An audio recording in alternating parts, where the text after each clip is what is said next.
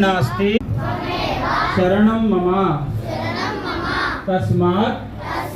कारुण्यभावेन रक्ष रक्ष गणनायक